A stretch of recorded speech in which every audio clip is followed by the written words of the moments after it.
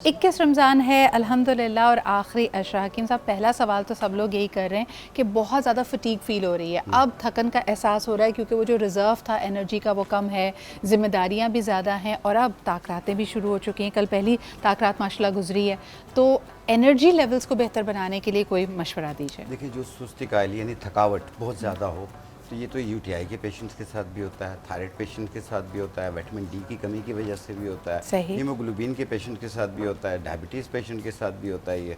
तो अपनी शुगर को कंट्रोल में रखिए और जो मेडिकेशंस आपके डॉक्टर की हैं वो उसे जारी रखिए, उसमें एक दिन का भी नागा ना कीजिए। अपना रोज़ा इसी तरह रखिए जिस तरह आपको डॉक्टर ने भी मशवरा दिया और आपकी सेहत भी आपको बता रही होती है कि मैं रोज़ा रख सकता हूँ। सही। तो दूसरा ये है कि जो कमज़ोरी फील हो रही है, आपने सिर्फ दो चीज़ें लेनी है। एक अजगन नागोरी, उसके अंदर होती है विटामिन B12 और B6 और सफ़ेद मूसली, इसमें विटामिन डी और कैल्शियम पाई जाती है।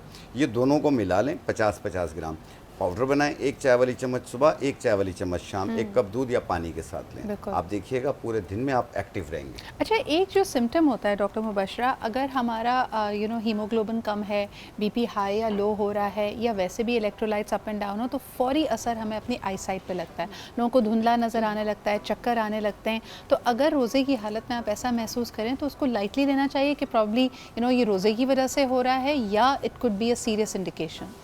देखिए, मल्टीपल चीज़ें इसके अंदर इन्वॉल्व है। फ़र्स्ट ऑफ़ ऑल, अगर आप मल्टीविटामिन्स लेते हैं, अगर आप पहले रमज़ान से पहले ही तैयारी शुरू करते हैं, जिंक का एक बहुत बड़ा किरदार है इसमें।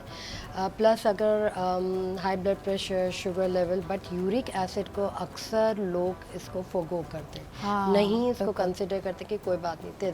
तेज़ाबियत एक ऐसी चीज़ है जो हड्डियों को कमज़ोर करता है और उसमें गैप्स पैदा करता है, चाहे वो बोन डेंसिटी के इशू हों या मैक्यूलर डिजेनरेशन जो आई की डिजीज़ को कहा जाता है, या ब्लरी आइज़ को कहा जाता है, यानी आँखों के अंदर, आँखों की तरफ से एकदम से धुंधलापन या पानी, एकदम से लगता है कि पानी गुजरा है बट पानी गुजरा नहीं। और काफ़ी लोग इसको मतलब स्मज ऑफ करते हैं, इस तरीके से रगड़ रहे होते हैं आई लैशेस को, तो ये इन्फ्लेमेशन भी हो सकती है। फ़र्स्ट ऑफ़ ऑल, अगर ड्यूरिंग हम ये कहा जाए कि सहरी के वक्त या इफ्तारी के बाद विटामिन डी का जो इंजेक्शन आता है 2 लाख पोटेंसी का जी, उसको अगर आप तोड़ के पी लें हफ्ते में 3 दिन, तो इंशाल्लाह ताला आपको किसी किस्म की भी फिटीक महसूस नहीं होगी। ये बहुत इम्पोर्टेंट, यानी एक बड़ी इंपॉर्टेंट चीज़ है यकीनन कि अगर आपके न्यूट्रिएंट्स और इलेक्ट्रोलाइट्स कम है, जिसमें क्लियरली कहा जाता है कि अगर आपको विटामिन डी लेवल्स आपके कम होंगे तो आपको ज़्यादा फटीक महसूस होगी, आप थकन का एहसास ज़्यादा होगा।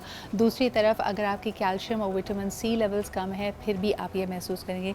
कल बड़ी इंटरेस्टिंग बात की हकीम साहब, किसी ने डॉक्टर नाज़िर हमारे साथ मौजूद थे, उन्होंने कहा जितना ज़्यादा आप शुगर इंटेक करते हैं वो आपको और ज़्यादा थकाती है, बॉडी और ज़्यादा शुगर की क्रेविंग करती है। क्या ये बात सच है? और अगर है तो फिर शुगर का नेमो बदल क्या हो सकता है, किस चीज़ से अल्टरनेटिव क्या इस्तेमाल करें हम?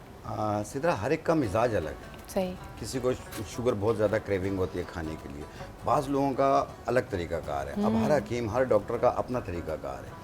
इसमें यह है कि जब आपकी बॉडी शुगर को कंट्रोल नहीं कर पा रही होती है, आप शुगर ले रहे होते हैं, तो उसमें ये होता है कि बाज़ लोगों को शुगर की लो की भी शिकायत होती है, तो चलो वो तो शुगर खाने से हो रही है, लेकिन जिन लोगों को शुगर वैसे ही लो रहती हो तो वो तो वैसे ही स्वस्थ रहते हैं। लेकिन आपने बड़ी इंटरेस्टिंग बात की है, शुगर क्रेविंग्स, यानी आप आमतौर पे देखिए रोज़ा खोलने के बाद फौरी तौर पे आपने इफ्तार कर ली, अगर आपने खाना भी खा लिया, डिनर भी कर लिया, तकरीबन 11-12 बजे के वक्त एक क्रेविंग आपको महसूस होगी। डॉक्टर मुबशरा, मुझे किसी ने बताया था कि क्रेविंग किस चीज़ की हो रही है ये भी एक तरह से बॉडी की इंडिकेशन होती है। कुछ लोग, जैसे शाह साहब ने कहा, बिल्कुल सही कहा कि मीठे की क्रेविंग होती है, कुछ मेरी तरह के होते हैं उनको चटपटा या कुछ नमकीन खाने की क्रेविंग हो रही होती है। तो ये हमारी बॉडीज़ क्या इंडिकेट कर रही हैं? एक्चुअली ये न्यूरोलॉजिकल इश्यूज होते हैं, यानी आपके 5 परसेप्टिव लेवल्स, जैसे हम कहते हैं कि टेस्ट बड्स डेवलप हो गए, कलर स्कीम्स खानों की अच्छी लगती है काफ़ी और इंसान अट्रैक्ट होता है। तीसरी थिंग एक होता है हंगर, यानी भूख लग रही है। अब भूख को हम कैसे डिफ़ाइन कर सकते हैं? वो ये हो सकता है कि सर्टेन टाइप का मूड स्विंग हुआ, यानी मेंटल हेल्थ के रिलेटेड। अगर आपका दिल चाह रहा है कि मीठा खाना, इट मीन्स आपकी बॉडी क्रेव करती है मीठे की, आपकी एक टाइमिंग बन गई है।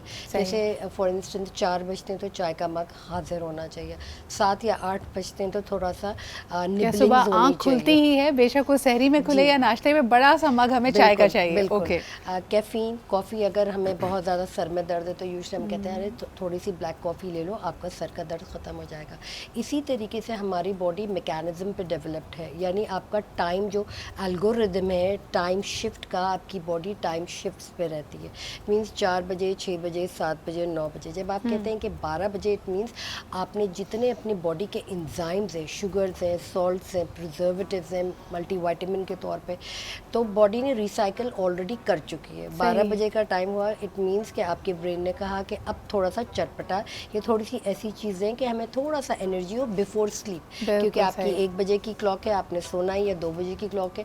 आजकल तो जाहिर बात है हर किसी का आजकल तो हर एक की क्लॉक भी हिली हुई है, और कई दफ़ा कहा जाता है कि अगर आपकी बॉडी में आयरन की, या शुरू में जैसे बात हो रही थी विटामिन डी वगैरह की कमी होगी, तब आपको शुगर क्रेविंग ज़्यादा होगी, क्योंकि बॉडी पर शुगर से डायरेक्ट एनर्जी लेकर आपको एनर्जी देने की कोशिश करता है।